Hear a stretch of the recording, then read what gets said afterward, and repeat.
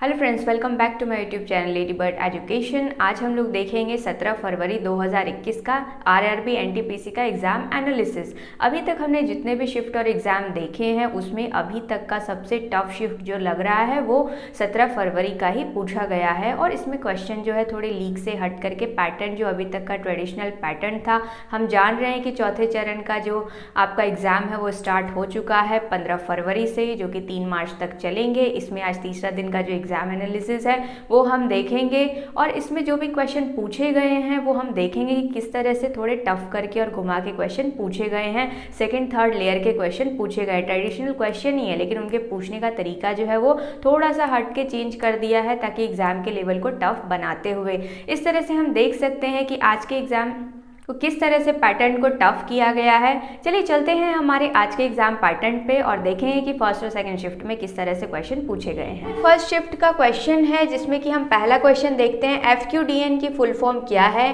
तो FQDN जो है ये फुली क्वालिफाइड डोमेन नेम है, एक तरह से कंप्यूटर IT का क्वेश्चन है। उसके बाद हम अपना अगला क्वेश्चन देखते हैं, संयुक्त राष्ट्र का 193वां सदस्य कौन सा है। तो दक्षिणी सूडान। ये क्वेश्चन थोड़ा सा ट्रेडिशनल है, पहले भी पूछा गया। इसके बाद जावास्क्रिप्ट का ऑफिशियल नाम क्या है। तो ECMA स्क्रिप्ट है, जावास्क्रिप्ट अगेन स्क्रिप्ट से क्वेश्चन पूछ लिया गया है। तो इस तरह से हम देखते हैं कि अभी तक का जो कंप्यूटर से क्वेश्चन पूछा गया है और IT से क्वेश्चन पूछा गया है वो थोड़ा सा अलग करते हुए जावास्क्रिप्ट का क्वेश्चन पूछा है। ये जनरली ज़्यादा पूछा नहीं गया है इसलिए थोड़ा सा अलग है, स्टूडेंट कंफ्यूज भी इसमें होगा। इसके बाद प्रत्युष सुपर कंप्यूटर को किस उद्देश्य से, तो कंप्यूटर में अगर साइंस एंड टेक का क्वेश्चन है तो मौसम पूर्वानुमान के लिए प्रत्युष सुपर कंप्यूटर को पहले ज़्यादा पूछा नहीं गया है। तो इस दृष्टि से हम देखते हैं कि ट्रेडिशनल क्वेश्चन तो है, साइंस एंड टेक का क्वेश्चन पूछा गया है लेकिन थोड़ा सा अलग लीक से क्वेश्चन पूछा है। बोरलॉग पुरस्कार अगेन जो है हमने पहले भी देखा है, बोरलॉग पुरस्कार के बारे में काफ़ी बार क्वेश्चन पूछा गया है, कृषि से संबंधित है। जब भी हम एग्रीकल्चर एंड टेक पढ़ते हैं तो वहाँ पे बोरलॉग पुरस्कार की चर्चा काफ़ी ज़्यादा मिलती है हमें। अगला क्वेश्चन हम देखते हैं, वर्ष 2018 को UN ने क्या घोषित किया था। तो UN अगेन अपने आप में एक बहुत बड़ा टॉपिक है और हमेशा कहीं ना कहीं इससे क्वेश्चन पूछ ही लिया जाता है। तो UN का जो क्वेश्चन है कभी वर्ष 2018 है, कभी 19 है और 3-4 तरह के नाम दे दिए जाएंगे या फिर किसी संस्था के बारे में आपको दे दिया जाएगा और आपको चूज करना होगा।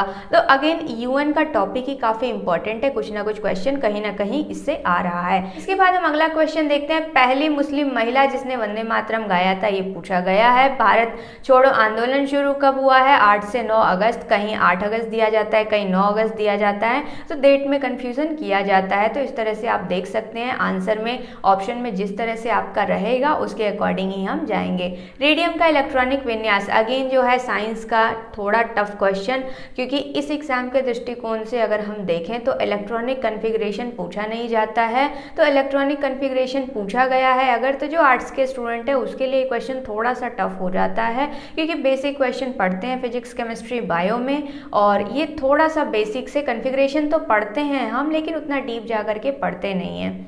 इसके बाद हम देखते हैं अर्जुन पेड़ की छाल किस बीमारी में उपयोग होती है। तो अगेन जो है अर्जुन पेड़ पूछा तो गया है क्वेश्चन लेकिन बहुत ज़्यादा नहीं। तो यह छाल जो है हृदय संबंधी बीमारियों और क्षय रोगों में उपयोगी है। इसके बाद हम देखते हैं अनुच्छेद 243C किससे संबंधित है। तो ग्राम पंचायतों से। तो त्रिस्तरीय राज्य समिति जब हम पढ़ते हैं पंचायती राज का गठन तो उसमें 243C की चर्चा है।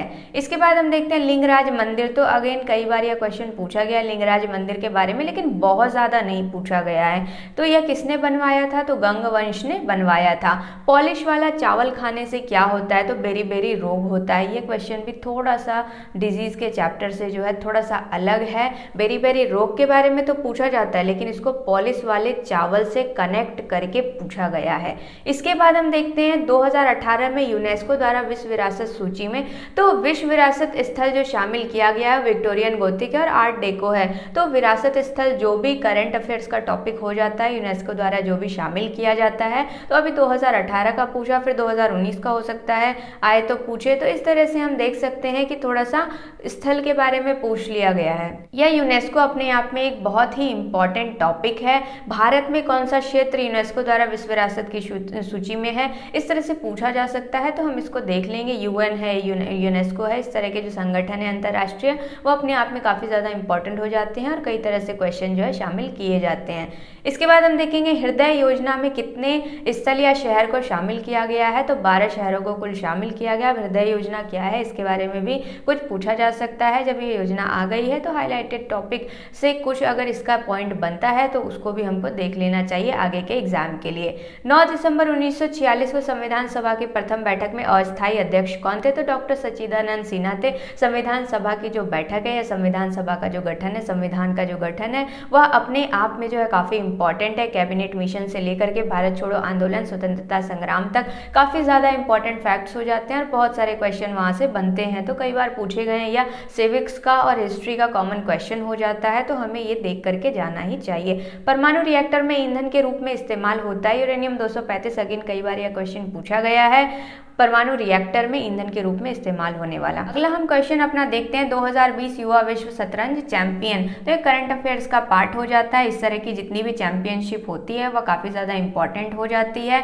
चाहे वो वर्ल्ड लेवल पे हो या इंडिया लेवल पे हो, दोनों को हमको हाईलाइट करके पढ़ लेना चाहिए। 4-5 पॉइंट्स बनते हैं, कभी पूछ लेगा किसने जीता और या फिर ट्रॉफी के बारे में पूछ लेगा खेल से जब भी पूछा जाता है तो। अगला हम क्वेश्चन देख लेते हैं 1968 में कृत्रिम जीन संश्लेषण के लिए चिकित्सा का नोबेल पुरस्कार। अगेन यह क्वेश्चन भी पूछा ही गया है, ट्रेडिशनल में ही आता है। नोबेल पुरस्कार के बारे में जब भी हम चर्चा करते हैं, डॉक्टर हरगोविंद खुराना को यह पुरस्कार 1968 ईस्वी में कृत्रिम जीन के संश्लेषण के लिए दिया गया था। आगे हम देखते हैं भारत के द्वारा लॉन्च किया जाने वाला सबसे शक्तिशाली उपग्रह कौन सा है, तो यह GSAT-30 है। साइंस एंड टेक का क्वेश्चन है, ये काफ़ी चर्चित विषय रहता है हमेशा जब भी इस तरह कोई मिसाइल लॉन्च बड़े होते हैं। वह अपनी मारक क्षमता या फिर दूरी के हिसाब से या उसमें ईंधन या जो भी है वह उसका क्या कैपेसिटी है उस हिसाब से काफ़ी ज़्यादा चर्चा में रहता है। तो यह सबसे ज़्यादा शक्तिशाली अभी तक का कौन सा है, तो GSAT-30।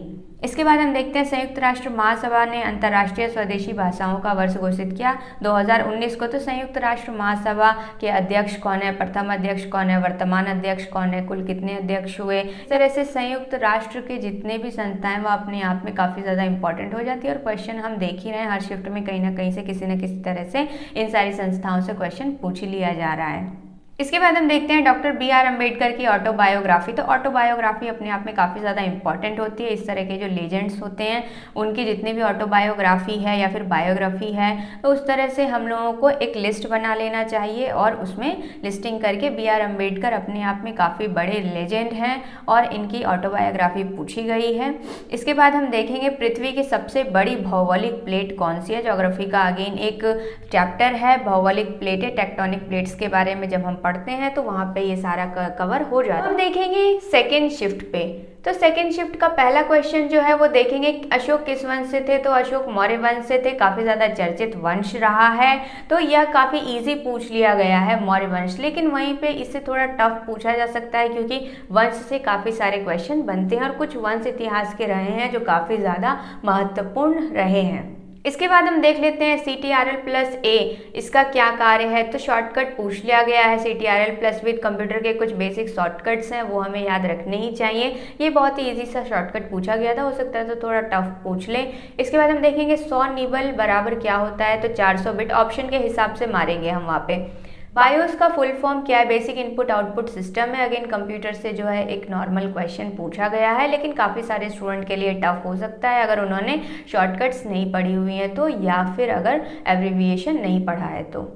इसके बाद हम देखेंगे जंतर मंतर कहाँ नहीं है, तो जंतर मंतर कहाँ कहाँ है ये पता होना बहुत ज़रूरी है। भारत में मेनली जो सबसे प्रसिद्ध जंतर मंतर है वो दिल्ली में है, लेकिन जयपुर में भी है और भी जगह पर है। तो यहाँ पर ऑप्शन में देखा जाएगा तो गलत ऑप्शन था नागपुर। हमारा अगला क्वेश्चन है 200 के नोट के पीछे किसका चित्र होता है, तो सांची का स्तूप। कई बार ये क्वेश्चन पूछा गया है कि 1 रुपये के नोट पर किसके हस्ताक्षर होते हैं, या फिर 500 के नोट पर या 2000 के नोट पर या 50 का नोट, 20 का नोट, इसमें किसके हस्ताक्षर होते हैं या फोटो किसकी रहती है। तो इस तरह से काफ़ी ज़्यादा इंपॉर्टेंट हो जाता है। इसके बाद हम देखेंगे असहयोग आंदोलन कहाँ से शुरू हुआ, तो यह गुजरात से शुरू हुआ।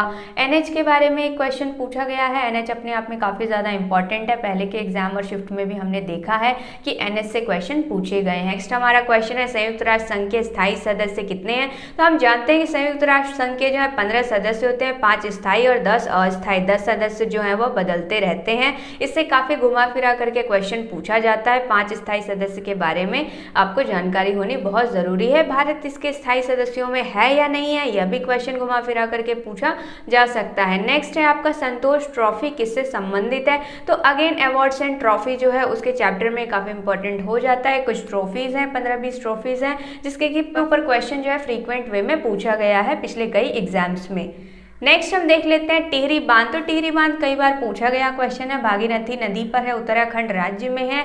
तो यह क्वेश्चन अगेन जो है नदी एवं बांध से एक पूछा हुआ रिपीटेड क्वेश्चन है। हम अपना अगला क्वेश्चन देखते हैं, फसल तथा सर्वाधिक उत्पादन राज्य का मिलान। तो यह टोटली करंट अफेयर्स का एग्रीकल्चर से रिलेटेड टॉपिक है। अगर आप अपडेटेड हैं फसल कहाँ किस राज्य में ज़्यादा होती है, और भारत का कुछ ऐसा राज्य है जो हर साल जो है लिस्ट में वही ऊपर आ जाते हैं, फेमस होते हैं, जैसे चावल के उत्पादन के लिए, अंडा उत्पादन के लिए, दूध उत्पादन के लिए, गेहूं उत्पादन के लिए, इस तरह से कुछ राज्य हैं। और वहां घुमा फिरा करके क्वेश्चन अगर टफ करना होगा तो प्रतिशत के हिसाब से पूछ लिया जाएगा। इसके बाद हम देखते हैं मलेरिया के टीके की खोज किसने की थी, तो रोनाल्ड रॉस ने की थी। ये क्वेश्चन भी कई बार पूछा गया है। आगे हम अपना क्वेश्चन देखेंगे, कांग्रेस का कलकत्ता अधिवेशन कब हुआ था। तो कांग्रेस का कलकत्ता अधिवेशन कई बार हुआ था यह क्वेश्चन, और हर अधिवेशन अपने आप में इंपॉर्टेंट है। नेक्स्ट हम देख लेते हैं परमाणु के नाभिक की खोज किसने की थी, तो रदरफोर्ड ने की थी। यह क्वेश्चन भी जो है काफी जनरल क्वेश्चन है, पहले भी कई बार पूछा गया है। नेक्स्ट है कौन सी रेडियो सक्रिय गैस है, रेडियो सक्रिय गैस के बारे में भी कई बार पूछा गया है। नेक्स्ट हमारा क्वेश्चन है भारतीय रेल के डब्बे कहाँ बनते हैं, तो जब हम मशीनरीज में पढ़ते हैं तो वहां पर यह सारा कवर हो जाता है, कपूरथला में बनता है पंजाब के भारतीय रेल के डब्बे। नेक्स्ट क्वेश्चन हम देख लेते हैं डेक्कन ओडिसी क्या है, तो डेक्कन ओडिसी जो है वो लग्जरी ट्रेन है। आगे हमारा क्वेश्चन है कल्पना 1 किस प्रकार का उपग्रह है, तो मौसम समर्पित उपग्रह है। लाल पांडा का भोजन क्या है, तो वह बांस खाता है ज्यादातर, और IUCN की रेड डाटा बुक में भी इसका नाम है, यह एक विलुप्त प्राय प्रजाति है। एल्ब्रुस स्पीसीज का यह लास्ट जो है जीवित सदस्य इसको माना जाता है। नेक्स्ट है तमस बुक के लेखक, तमस काफी ज्यादा फेमस हुई थी, भीष्म साहनी की बुक है। तो इस तरह से हम देख लेते हैं फर्स्ट और सेकंड शिफ्ट के लगभग क्वेश्चन। आज हमने 17 फरवरी का फर्स्ट और सेकंड शिफ्ट का सारा क्वेश्चन देखा। लगभग जितने भी इंपॉर्टेंट क्वेश्चन थे जो लीक से हट करके पूछे गए थे, हमने देखा कि कैसे थोड़ा सा रोटेट करके टफ करके क्वेश्चन पूछा गया है ताकि कट ऑफ को जो है मैनेज किया जा सके। अगर ट्रेडिशनल क्वेश्चन ही पूछे जाते रहेंगे तो कट ऑफ जो है काफी ज्यादा हाई चला जाएगा और सिलेक्शन का प्रोसेस जो है और भी ज्यादा टफ हो जाएगा। तो इस तरह से हम देखते हैं कि जिस तरह से एग्जाम लिए जा रहे हैं और ये वाला जो शिफ्ट पूछा गया है, तो स्टूडेंट को, जितने भी स्टूडेंट बचे हुए हैं परीक्षार्थी एग्जाम देने के लिए, उनको थोड़े और तैयारी की ज़रूरत है। आप सभी को मेरी तरफ से बेस्ट ऑफ लक, आप लोग तैयार रहें। मुझे उम्मीद है कि आप लोगों को मेरी ये वीडियो पसंद आई और हेल्पफुल लगी होगी। मैं उम्मीद करती हूँ कि आपको आने वाले एग्जाम में मेरी ये वीडियो हेल्प करे। अगर आपको ज़रा भी हेल्प हुई हो या आपको पसंद आई हो तो लाइक शेयर सब्सक्राइब ज़रूर करें। मिलते हैं अगले वीडियो में नेक्स्ट एनालिसिस के साथ। थैंक्स फॉर वॉचिंग, तब तक के लिए बाय।